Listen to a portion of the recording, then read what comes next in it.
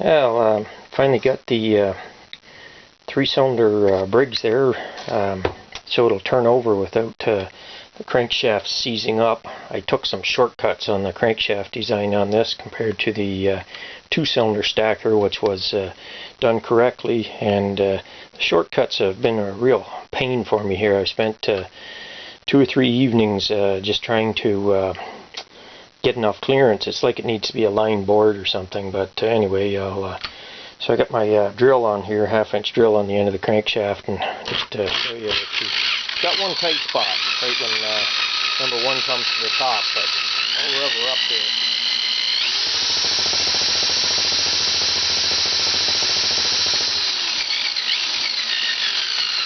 As you can see, it does indeed spin over. There. Shaft on the end is turning. Got all 3 crankshafts in there, so that's good that they're finally spinning over. I suppose I'm going to look down the bowl.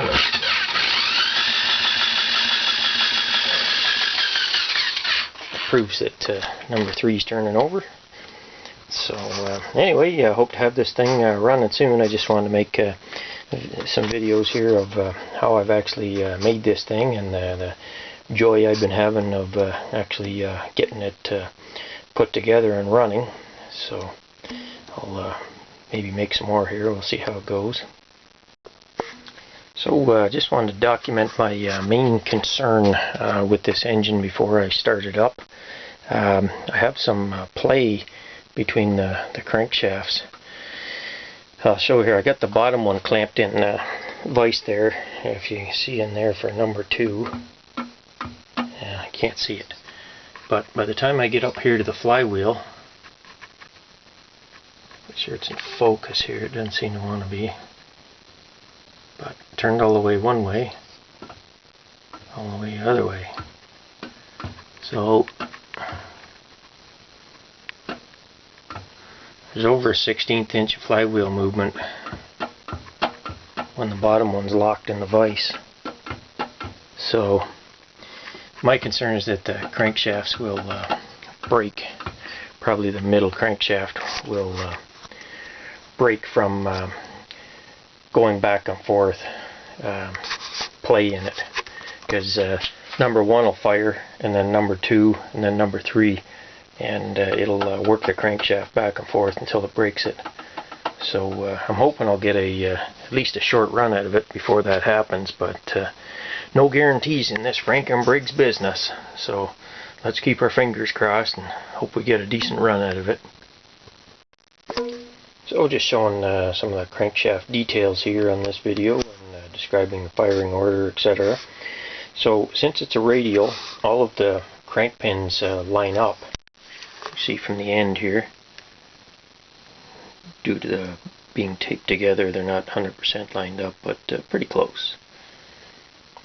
So the reason for that has to do with the fact that even though this is a stacker radial, in that all of the crank pins aren't in the same plane like a true radial, they would just be one crank pin with 3 cylinders around it, kind of like my diagram here, in one flat plane. This one's stacked up vertically.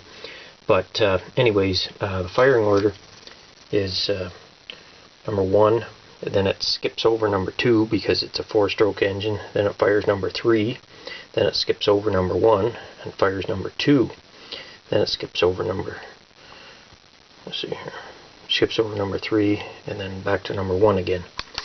So 1, 3, 2, I guess, is the firing order, or depending how you look at it, 3, 2, 1. So that's just got to do with the fact it's a 4-stroke, and all radial engines, their 4 strokes work the same way. They generally have an odd number of cylinders, so that it fires one, skips the next one, then fires the next one, skips the next one, and then fires the last one. That's why 4-stroke radials have odd numbers of cylinders. 2-stroke, you can make it odd number, you can make it even number, you do anything you want, but not many people made two-stroke radials. Anyway, gotta keep this vid short here, so just wanted to show you my crankshaft setup. That all the crank pins need to be in a line to work, since it's basically a radial engine. So I was just making a video here showing the my timing diagram for the 3-cylinder radial stacker there, or this will work for a 3-cylinder radial also. Got cylinders number 1, 2, and 3 here, and again the firing orders 1, 3, 2. So you got cylinder number 1 firing in the red there, and then number 3, and then number 2, and along here I've got 180 degrees, 360, 540, and 720 crankshaft degrees, because it takes 2 full rotations for a 4-cycle to complete the cycle. So you see here there's no power overlap in it, but I had to make this to know how to phase the camshaft lobes relative to one another, that type of thing. So hopefully this could be maybe useful to 805 Road King or anything, if he's looking, he's got to do the same type of thing. But I had a little few issues with it, because figuring out their number 3 cylinder fires 240 degrees after number 1 does, and then number 2 fires at 480 degrees. It's basically 720 divided by 3. And when I first started out with the chart there, I had it drawn like it was a 4-cylinder, and that wasn't working. But anyways, there's been quite a few questions there on my unsuccessful crankshaft design there for the 3-cylinder. The one that's making that knocking noise while it's running. It's not connecting rods, it's the crankshafts. And on this engine, the crankshafts are split. You can see there I machined half of the shaft off, and then they fit together like this. And so what's causing the knocking noise is clearance between the two like that. They slam into one another. And I don't have much clearance. I made this tight as I could, but I had it nice and tight, and then the engine wouldn't turn over. So I had no way of align boring the engine or anything. So basically I kept filing these down and things, and it got a little better, but in the end it just still remained tight. So I ended up using a valve grinding compound, and I guess in effect it machined the outside of these shafts that ride inside the bearing there, and or bushing, what have you, and got enough clearance for the oil to get in and for the engine to turn over, because like it was tight. I couldn't turn it over with a socket on the end of the crankshaft there on the nut.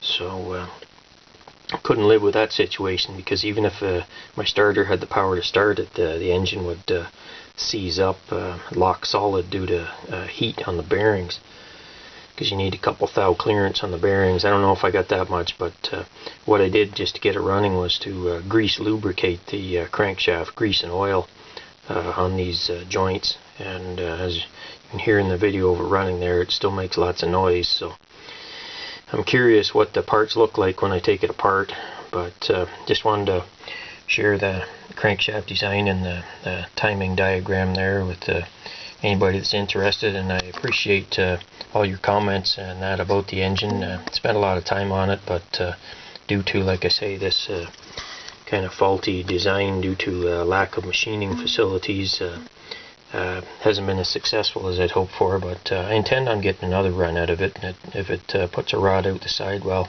I guess I'll have a good fail video then. Anyway, have a good one.